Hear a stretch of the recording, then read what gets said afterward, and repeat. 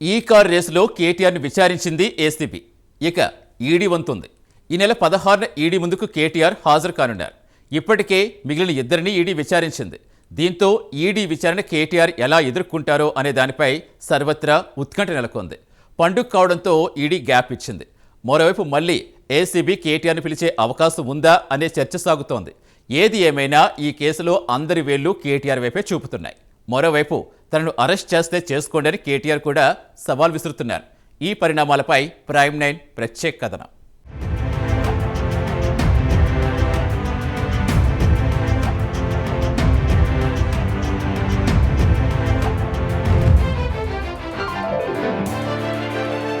Formula ఈ race కేసులో హైకోర్టులో కేటీఆర్ క్వాష్ పిటిషన్ను కొట్టివేసిన నేపథ్యంలో ఈడీ రంగంలోకి దిగింది. ఈ కార్ రేస్కు సంబంధించి మనీ లాండరింగ్ జరిగిందన్న కోణంలో ఈడీ కేసు నమోదు చేసిన సంగతి తెలిసిందే. విచారణకు రావాలని కేటీఆర్కు నోటీసులు జారీ చేసింది. ఈ నెల 16న ఈడీ కార్యాలయానికి రావాలని నోటీసుల్లో పేర్కొంది. కేటీఆర్ను జనవరి 7న విచారణ కోసం రావాలని ఈడీ గతంలోనే కోరింది. అయితే తన క్వాష్ పిటిషన్పై తుది తీర్పు వస్తోందని, తనకు మరింత సమయం కావాలని ఆయన ఈడీకి ఈమెయిల్ ద్వారా లేఖను పంపారు. దీనికి ఈడీ అధికారులు కూడా సమ్మతించారు. అయితే హైకోర్టులో కేటీఆర్కు తీర్పు వ్యతిరేకంగా రావడంతో ఈడీ మరోసారి నోటీసులు జారీ చేసింది. దీంతో పండుగ తర్వాత కేటీఆర్ను ఈడీ విచారించనుంది. అటు ఏసీబీ కూడా ఈ నెల 9న కేటీఆర్ను విచారించిన సంగతి తెలిసిందే. మరోవైపు హైకోర్టు తీర్పుపై కేటీఆర్ సుప్రీంకోర్టుకు వెళ్లారు. సుప్రీంకోర్టులో కేటీఆర్ వేసిన క్వాష్ పిటిషన్ పెండింగ్లో ఉంది.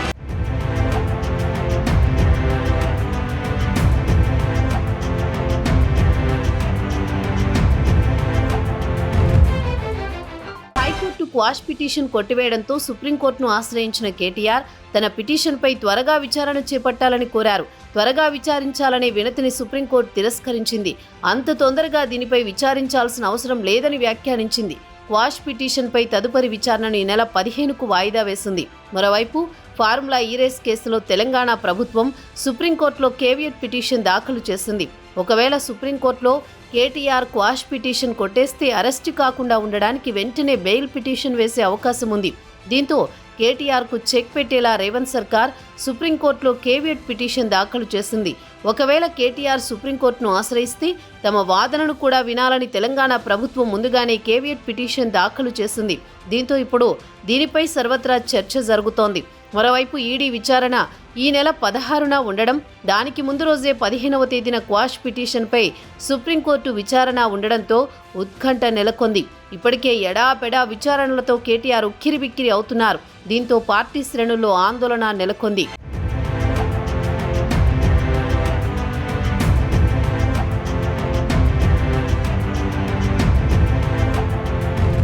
కేటీఆర్ను ఈడీ దేనిపై విచారించనుందనే దానిపై ఇప్పుడు రాజకీయ వర్గాల్లో చర్చ నడుస్తోంది.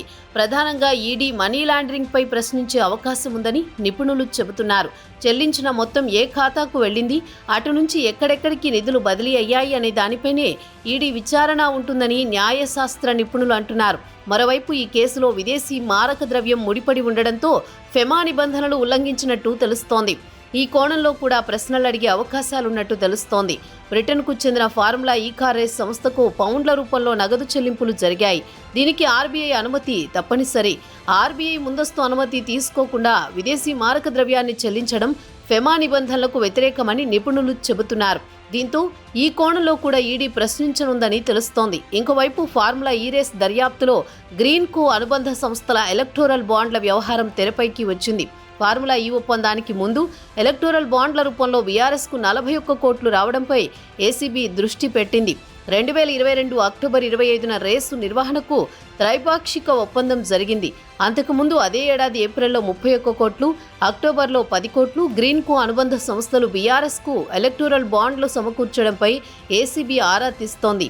గ్రీన్కో అనుబంధ సంస్థ ఫార్ములా ఈ రేస్ ప్రమోటర్గా వ్యవహరించింది.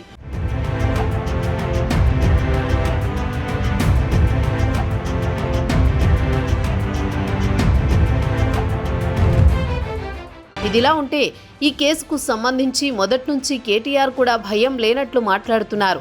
నేను అరెస్టుకు కూడా సిద్ధమని చెబుతూ వస్తున్నారు. నేను తప్పు చేయలేదని కేటీఆర్ వాదిస్తూ వస్తున్నారు. హైదరాబాద్ బ్రాండ్ ఇమేజ్ పెంచడం కోసమే చేశానని ఒప్పుకుంటున్నారు.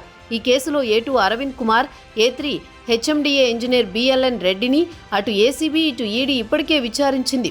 ఇద్దరూ ఇదంతా కేటీఆర్ చెప్పినట్లే చేశామని ఒప్పుకున్నారు.